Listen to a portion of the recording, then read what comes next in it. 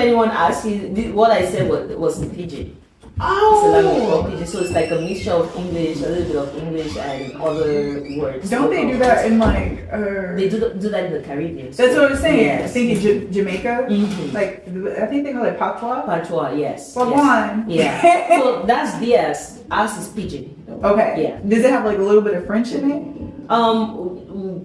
What we have in Cameroon does. Okay. So we call it franc-anglais. Oh. It's like a mixture of. It's a unique mixture with Cameroon because we speak two official languages, English and French. So we would mix that English and French and Pidgin, and it's called franc-anglais. Could you understand people who speak Creole? I will understand a little bit, just Okay. a little bit. Okay. That's interesting. The blends. Welcome, Travel Culture community. Have you ever wanted to get a deeper connection with your Afro heritage? Well, welcome to Motherland Cultural Connections, where they specialize in bridging cultural divides between immigrant communities and their local residents. So through the vibrant mediums of music, cuisine, and education initiatives, they're fostering a mutual understanding to blend cultures. So today we have Miss Maribel of Motherland. So thank you so much for meeting with me and doing this interview. I think it's so important within the Grand Rapids community with such a diverse population that we embrace different cultures and identities, so we have a respect for others and we blend it together perfectly. So I saw one of your you had a cuisine showcases and I fell in love. The food was amazing. Definitely have to go try it out. And I thought it would be a perfect opportunity to talk to you about the things that you do and also like how you started this beautiful organization. So if you can tell the audience a little bit about yourself and what inspired you to create such a beautiful, awesome business. Absolutely. Thank you so much for having me. It's an honor being here with you. I am Mirabel Omene. I am the founder of Motherland Cultural Connections. We teach cultural competency through experiences, some of them being cooking classes, others musical concerts, but also educational sessions, and we do this for people of all ages. We work with organizations, but as well really work with families to bring the whole African experience into their homes. When we have private dinners, we bring the food, we bring the music, we cook together as a family, just like we would back home. And we have fun at the end while people are eating, we are playing music and just telling stories.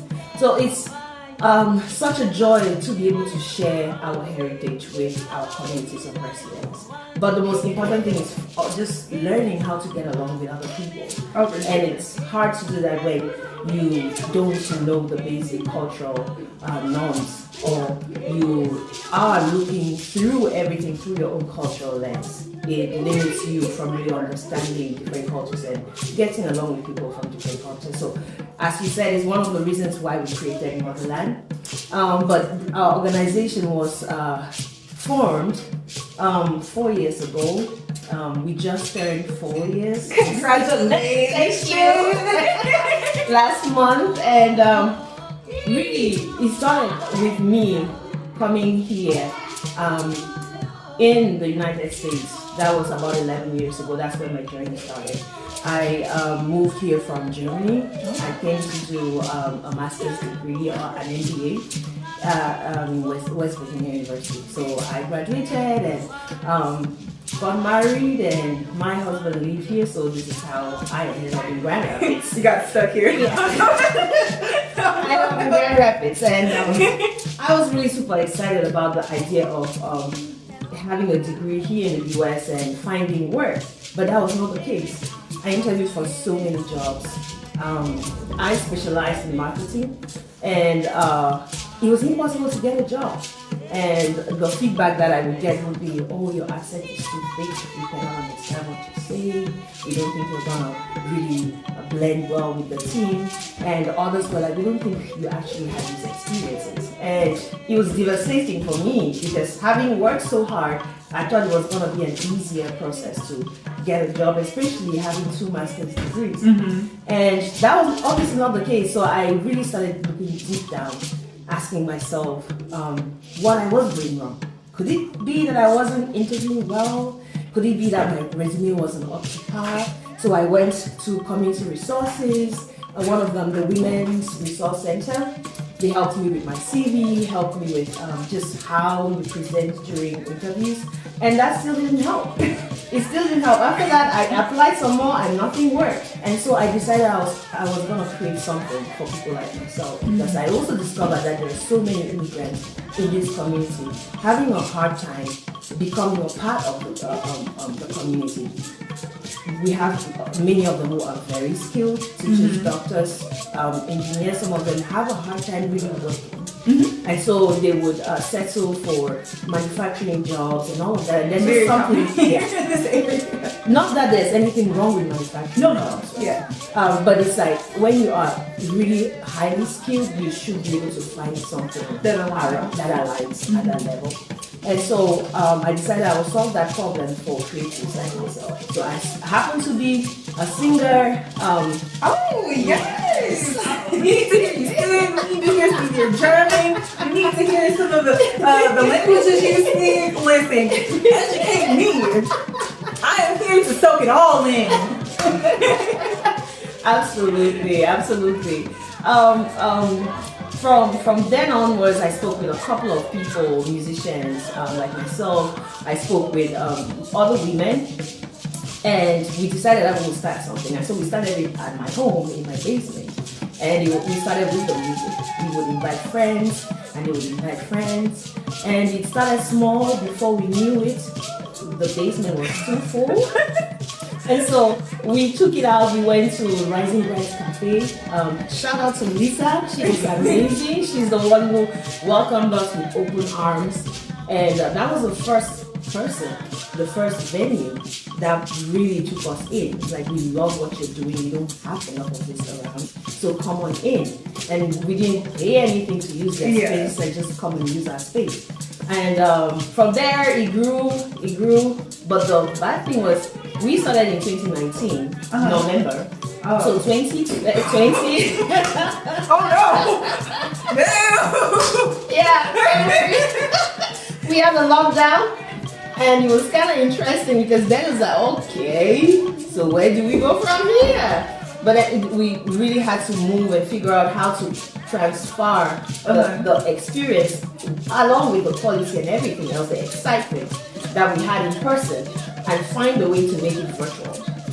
And that we took about 6 to 8 months to really perfect the process.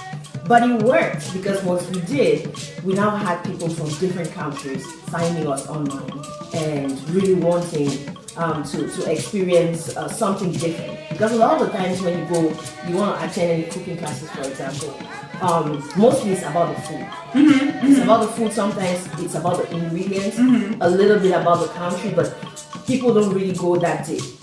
And we wanted to make sure that for all of our experiences, it's not just about having fun, that people come, it's have the fun, but learn something. Oh yeah, for sure. Learn something about the culture you're immersing yourself in, but also teach someone else about your culture.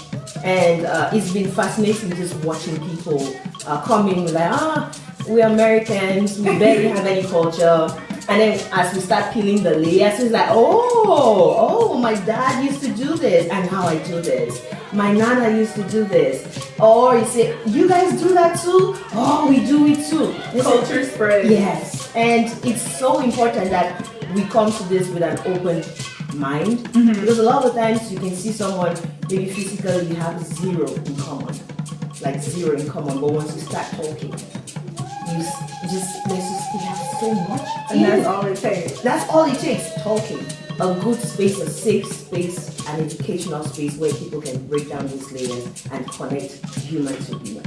And that is what Motherland is all about. Whether it's with children, having them experience other cultures with their minds, their bodies. We do dancing, we do drumming workshops as well. And just that deep social study dive into the countries that we're studying. Is there anything you don't do? Y'all being seen? You have food going on? We're learning some history, some culture, we're making friends. It is so important in creating Motherland. I had to figure out what my strengths were. And I obviously love singing and musician. I love cooking. I love to host people. And I love teaching. So it was important for me to bring all of those things that give me fulfillment to whatever I was creating. And so that's why we have all of those aspects. But I also strongly believe that, especially when you're teaching about cultures, you have to get at it from a 360 angle as much as possible. So true. Because what we're doing is diversity education. And you don't want that scenario where someone comes in and says, oh, I attended this program and this is how people from Cameroon behave. Because Cameroon is a country. Cameroon has 73 different languages spoken, so many tribes. Yes. So, and it would differ from tribe to tribe. So we wanted to really make sure that when people come in, they have different media to experience that same culture, but also experience the diversities even in the countries that we're focusing on. So that when you go back home, that you cannot ever look generalized when you're looking at people. You have to go to that individual level. Oh, for sure. All right. I'm loving this interview. It's not really even an interview, it's just conversation. Yeah. So I have a few questions so everyone can, feel empowered to be a part of this, regardless if you are an immigrant or not, or you're just someone who's just curious. All right, are you ready for my question? Yes, I am. Let's go. Okay. What type of traditional dishes and culinary techniques do you showcase during your cooking classes? The cool thing about the work that we do is that we have women and cooks from several countries. And so we have like a plethora of dishes that we can use from. I personally come from Cameroon, and like I said, we are like a bag of mixed nuts. So many tribes, 273 languages spoken, and each tribe has their own special dish. And so when you put the numbers together, you end up with a ton of dishes. So we could have a whole library of this recipe. Absolutely. And that's the cool thing about the continent of Africa. There's just so much diversity. But some of the dishes that you can learn, they go all the way from super modern to very traditional. So we would have things like fufu and katikati, we would have things like Afro, we'll have jollof rice. I don't know if you've heard about jollof rice. I had some, and it was really good. Yeah. I had to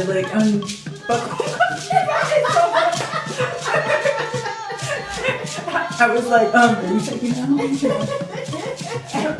You go right. Believe me, jollof rice is like a whole thing on the continent, and especially within West and Central African countries. Especially the Western African countries, there's usually something called the jollof rice wars. That is, every country claims that their jollof rice is the best. There's a whole war going on online. I did not even know that. Yes, Nigerians are like, this is it. We have the best. Ghanaians are like, we have the best. Liberians, Cameroonians, name them. There's so many people involved in that. Right. But the jollof rice originally comes from Senegal. Oh, yeah. Okay. So it's you can learn how to cook jollof rice, and because we have cooks and caterers and chefs from different African countries, you can learn how to cook Nigerian jollof rice. You can learn how to cook Cameroonian, of course, Liberian. It just depends on what your preferences are. We would cook with plantain leaves. We do like really traditional dishes. We would do things like koki. There's something called moi moi that is made from black eyed peas. Okay. Blended grounds and some vegetables and spices are added there, and you steam it up. There's just like so much that you can learn. It just depends on how much time you have to cook. Not to cut you off, but what is the longest dish that you guys cook? Maybe, like, how much time does it take? The longest one? Oh my God! So we have some traditional dishes that are like on the ground barbecue. Like it could in take the ground? in the ground. So it could take the whole night for that to be done. We also we do a lot of one pot dishes that are slow cooked. Normally it would include some kind of root vegetable in some form mixed with different types of meats and some oil and some veggies. Those you can cook for like 3 hours. Things like fufu katikati, that is short 3 hours because it has just so many components. Katikati is like a roast, like a dish made from huckleberry leaves. So here people eat the huckleberry fruit. Yes. We don't care about the fruit. It's like give us the seeds so we can plant and have the leaves. So you'll find that in Eastern Africa and Central Africa as well. So you have to prepare that, and you have to prepare the food that goes with that, and then you have to grill the chicken and then prepare the chicken in the sauce that goes with that. So we take forever in the kitchen too sometimes. And it's good because that period is usually time for bonding. Mm-hmm. We're not people who just rush in the kitchen and like, now we get to do that here because life is so fast paced. But for us back home, cooking is so special. We tend to spend more time cooking and talking and bonding because, yeah. I don't even want to get into all the dishes. Like, I totally understand. Yes. No, that's why we're going to move on to the next question.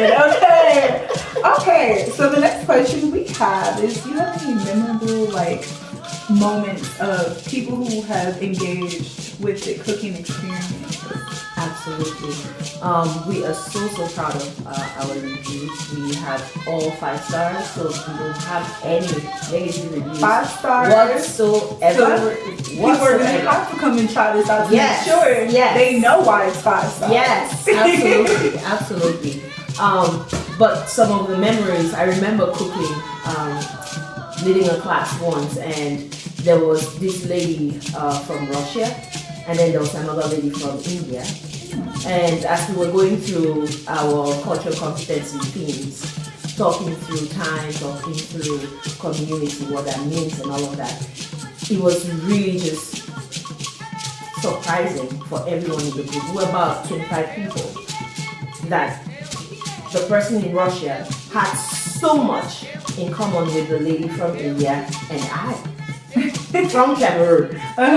Culturally, we will talk about this is how it's like, oh, you too, and it was just everyone was just, and then you had people chipping in, and we have so many friendships formed from that class. They stayed in contact. They are in contact still, and this is just why we do what we do, because when it's a safe space, those barriers fall, and you really get to speak to people at the most authentic level ever.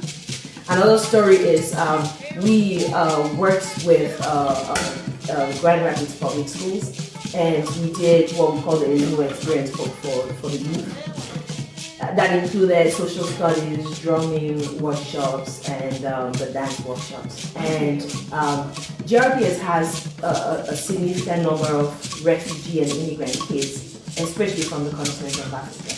And guys, if you don't know what that is, that's Grand Rapids Public Schools. They have quite a number of schools within Grand Rapids. Yes. Don't quote me. My parents work there, so don't. If I say it wrong, I'm sorry. But continue.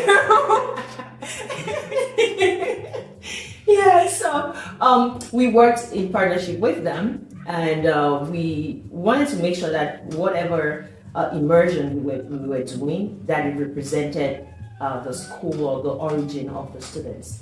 And so we selected the top 3 countries represented there from the continent of Africa. And it was the first time for some of them. It was the first time for them seeing their culture celebrated here. And one thing that I also want to highlight is that a lot of our immigrant kids are bullied in school because they're different. And it doesn't help when people turn on the media, the TV, all they see when people portray the continent of Africa is misery, it's wars, it's hunger, it's all of these things. The good things we don't get to see. And so even the young children, they grow up with that picture of anyone who comes from the continent. And what happens is once they know that you're from there, there's that too. But also for the kids now coming, they have to try very hard to fit in. And sometimes it means doing uncool things because in that space, the uncool things are actually, yeah. It was the first time. So we had some of them, they came up, the hugs, they gave us such huge, big, long hugs. Some of them were crying, like we want to go back home. Some of them, we had a couple of students who came in and they were claiming that they were from some of those countries. Was claiming? Yes. No, they were like, I'm from Tanzania. And then the Tanzanian kids are like, no, you're not. No, you're not. And in the social study presentation that we had like pictures of food, pictures, just like a lot of things. Like these are the minerals that you'll find in this country. These are the resources that you'll find in this country. These are the people, the colors, the tribes. This is how they dress. So many pictures of food, and you have really like native or American born kids. They'll come up and like, that looks so good. For those kids, it was the first time seeing people appreciate where they come from. And when we left, we had like a whole box of drawings and thank yous and just the hugs from the immigrant kids. For that, it broke my heart, but it encouraged me too, again, because it's just like they're missing something. They're missing something, and that's why it's so important for us to showcase our culture. Because for someone who has come in, they've abandoned everything. And in a space where it feels like you're not even enough, usually it feels like you have to erase all of who you are. You've already lost so much, but it feels like you have to erase what's left to feel like you belong, for people to accept you. And we say, no, you don't have to. You don't have to. You come from a beautiful continent. You come from a country that has so many resources, that is so rich, culturally rich. The people are amazing. There's so much community, and those are things we have to be proud of, no matter what a story is. And for kids who are struggling to blend in, that's what they need. That boost in identity. Like, I am enough. I am enough. I might not understand the idea of boots in the winter because I just moved here. I will though when it gets cold. I might show up in my light linen, African linen, because this is dear to me. But that doesn't take away from the fact that I have a lot to contribute. And that's what we want to see happen more. So for me, that's cemented our work. The other ones did, but for me that was at a deeper level. I was like, we have to keep on doing what we're doing. It's so important. That's awesome. I'm just like reminiscing in my head, thinking about, times where I've seen things like that, or introducing someone to snow. Yes. I have a question that I know you've probably been asking, okay? Because I've been thinking about this, okay? I can't cook, but if I wanted to be a chef with you guys, is that possible? It is possible. It is possible. We cook with people from all over the place. And so if it doesn't, you must not come from an immigrant background. In fact, what we do is we bring people from diverse backgrounds to come cook together and learn how to cook different dishes. But we also have a coaching program that we run annually to support immigrant women. Is it coming up soon for anybody out there who might be interested in? We are still working on that. Okay. We're still working on that. So when I find out, I'm going to share it with you guys. Yes. Yes. And the coaching program is literally helping women to start cooking from their homes and earn income. That way, they can, for those who especially have a hard time having childcare, they can earn income from home and still not have to leave the house. we are hoping that this would also be like a space for networking, for more women to come together and help each other, because that's really a problem within the immigrant community. Depending on which country you come from and which cultural background you come from, and what your financial situation is, we have situations where when people move out here, the man goes out first, especially if the family has young kids. So the woman stays at home with the kids. And if they don't earn enough to pay for childcare, it normally means, like, literally, you're stuck at home. Yeah, because I've heard about that bill, and I think people are paying like $1,000 or something a week. Childcare is not easy. It's not easy. And that's one of the things that we discuss in our classes too. But it's like, back home it's different because we have such a community. You never ever be in a home, in a home and only find father, mother, and children, or mom and children. There will always be extra people there, extra family members there. And so those chores are passed around, so you don't really get to pay for childcare. And here, when I paid my first childcare bill, I was like, shoot, I can start a business with this. So, yeah, the coaching program is supposed to help women just, one, build confidence in who they are. Because once you're locked out for such a long time, it takes a toll on your self-esteem. And this gives that avenue for them to celebrate who they are even before stepping out there. So that when they do that, they are confident, but they also know that they have something to offer to this community. And that is the most powerful thing that anybody can have, knowing that you have purpose or you're doing something. You're contributing, your human being was contributing something to the community. So if you're out there, you want to learn how to cook, we are here for you. You just need to tell us which country you're interested in. We would set that up. We have many women who are waiting for their clients and waiting for their customers and waiting for their students to join them so they can cook together and experience their cultures. We also are working and partnering with local chefs as well, local musicians, just to bring that diversity. But we also strongly believe that our work is about connections, bringing people together.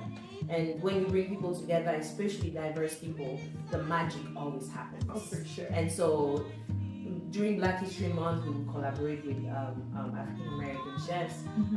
We are hoping that this time around we can do a collaboration with a Caribbean chef.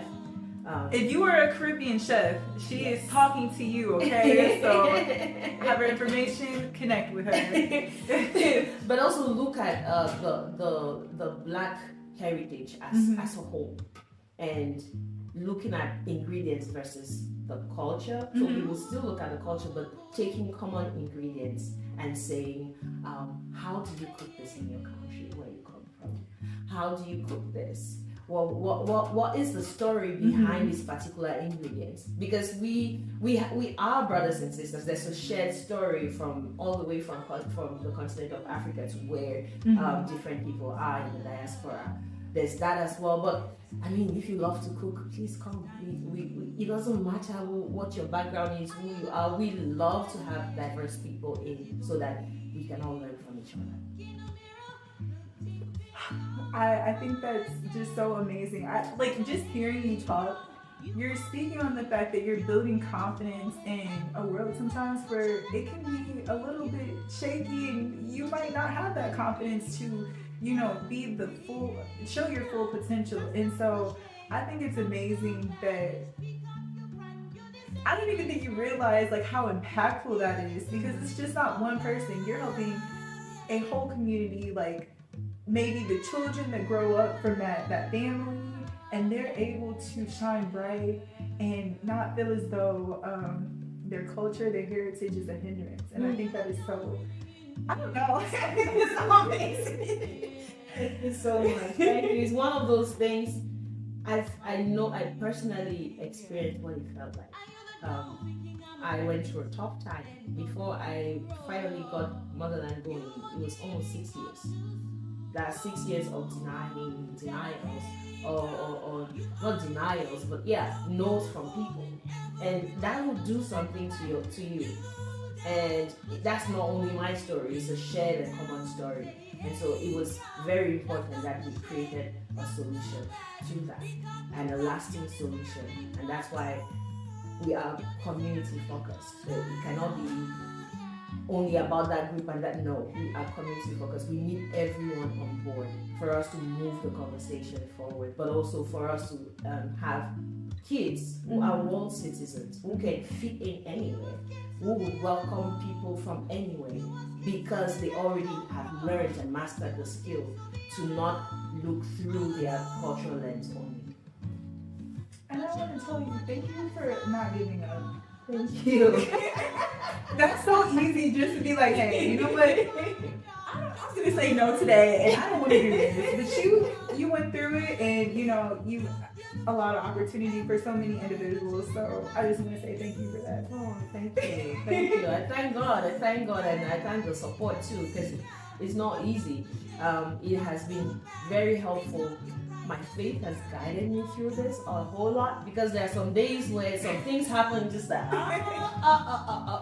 like I don't know how I move forward from here, but because I know that this wasn't just something I picked on the side. It took everything in me to create this, because it has everything that gives me fulfillment. But also I know that this is a purpose. It's not a company. It's a journey. It's a purpose. And it's tied to so many people. It's tied to the community. So we can't clown around with it. Right. If we need to take that time off, if it's not going so well, we take the time off and do what we need to do. Refuel and come right back. Coming right back. I love that. I've encountered with yourself, but I think just sharing that is awesome, and hopefully it inspires people to reach out as well as to continue on their own journey. Another question I have for you. Yeah. I have so many. I'm sorry. What ways do you make your program flexible and accessible to diverse groups? I know you talked about working with GRPS, yes. But if I wanted to have something at my house, is that a possibility, or? It is a possibility. We actually have a lot of people, which was kind of surprising but really lovely. We have people who gather friends together.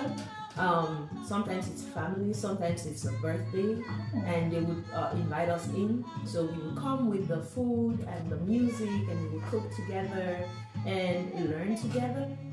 And then we have fun while you're eating. There's a mini concert, and after that we clean up and we leave.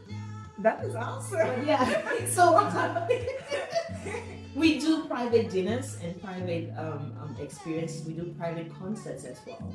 So if you have a group of 30, 20, 15 people, you want to host a concert in your home, we can bring one of our immigrant artists and they would perform for you.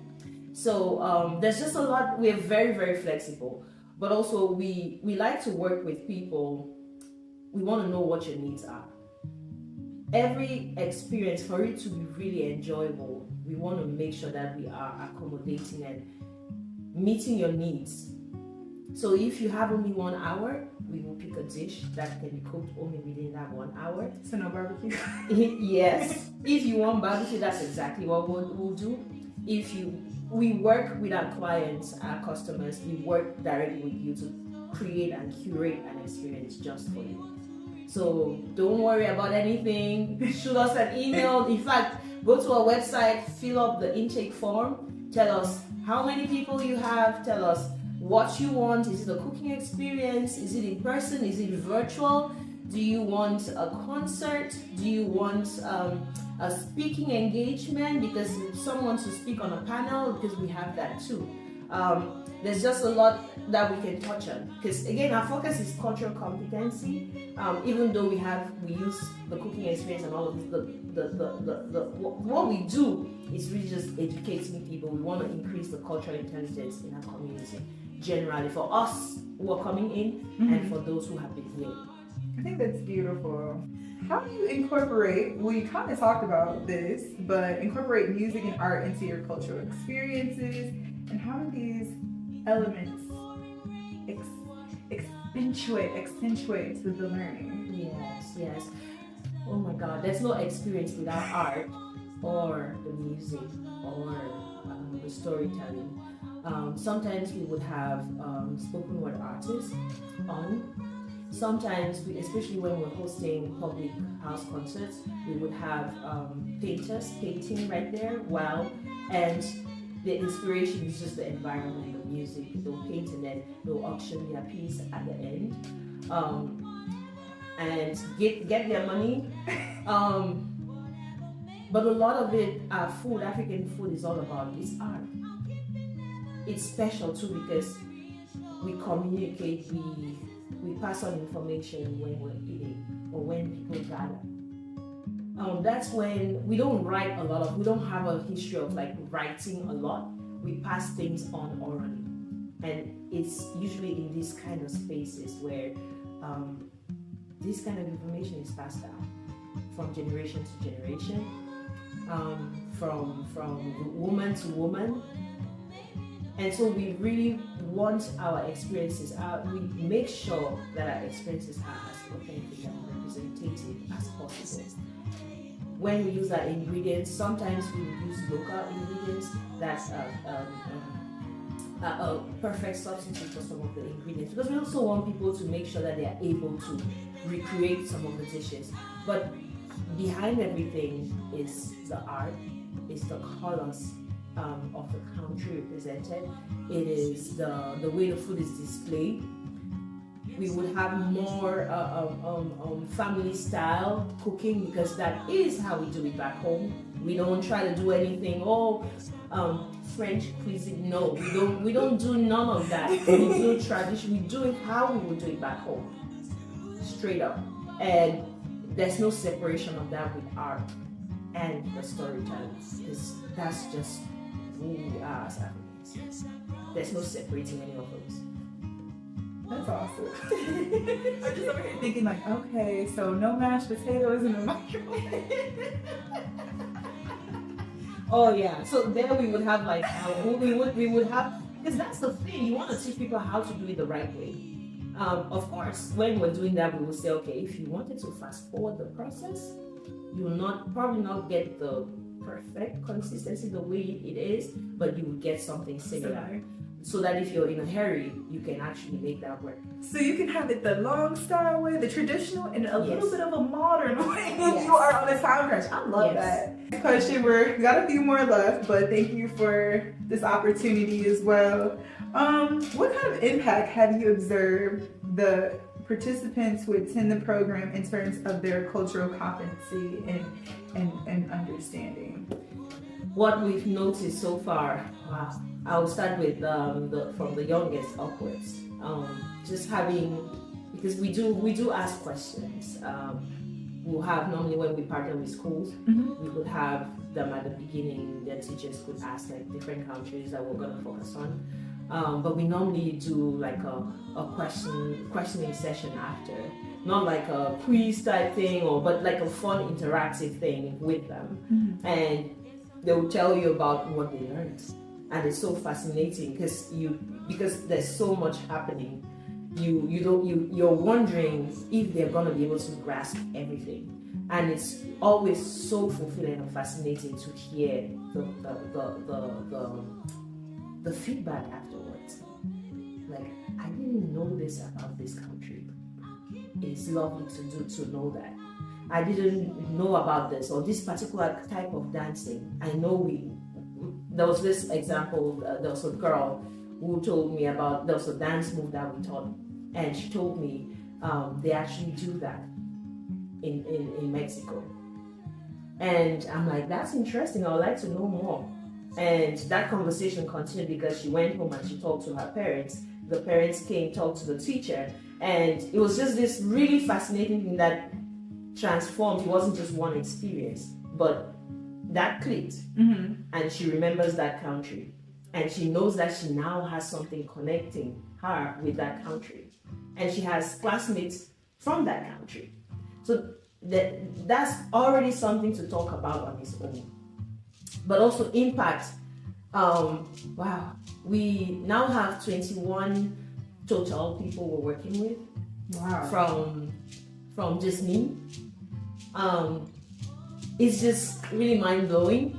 We have artists who now have albums out there, singles out there. Those who they really thought that was it for them. They thought that was it for them because it was just so hard to find the pathway to continue with their music careers. But they are doing amazing now, and it's just every time I see I'm just like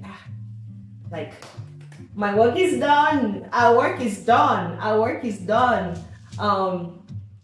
The goal here is also not to take people and like have this hold on them. For us, growth is when you're able to branch out and do your own thing.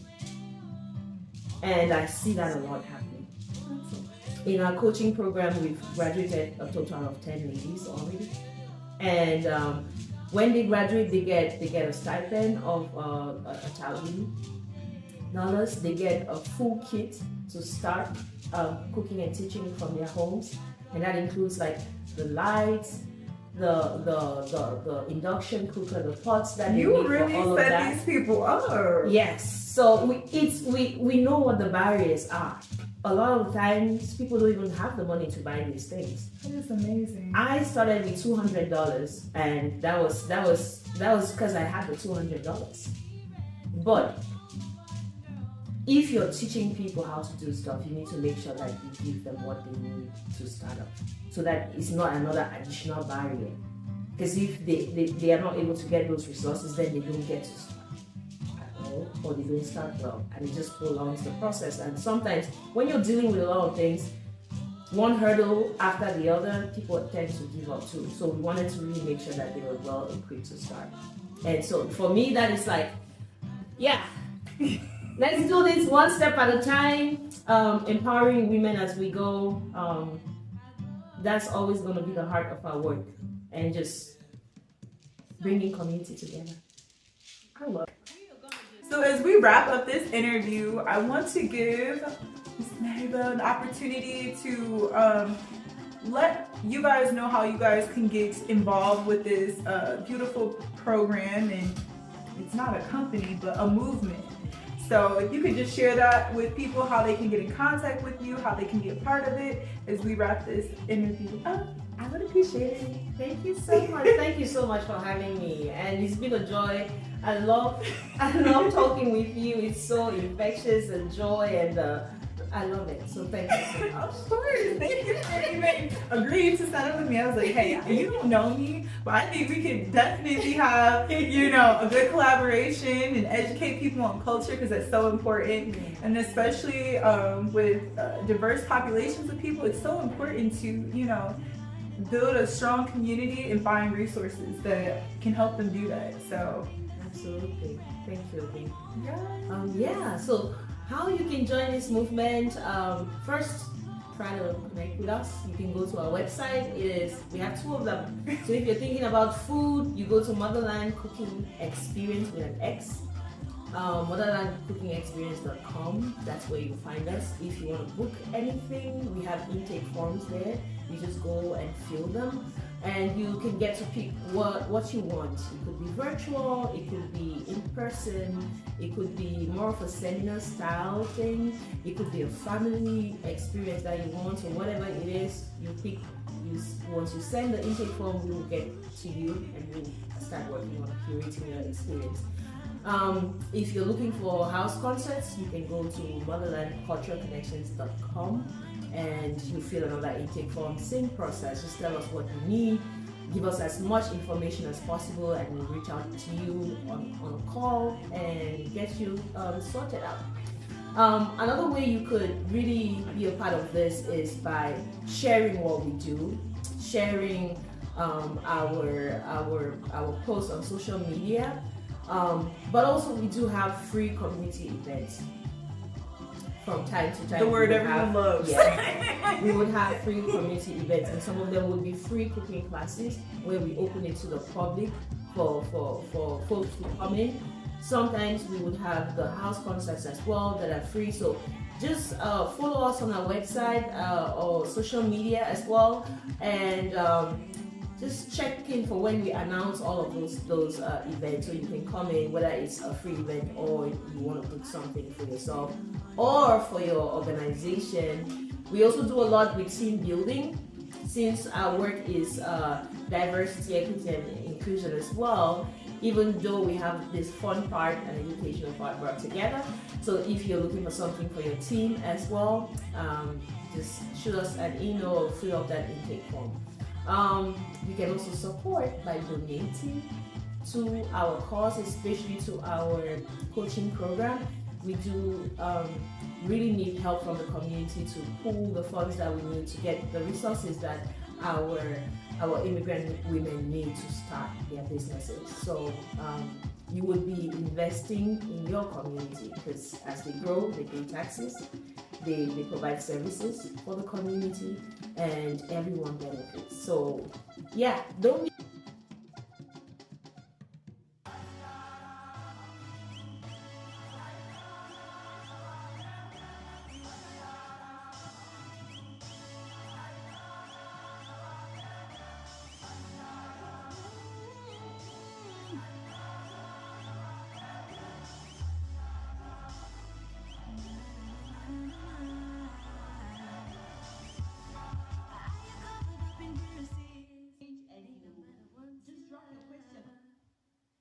Yes, yes, definitely keep your questions coming now.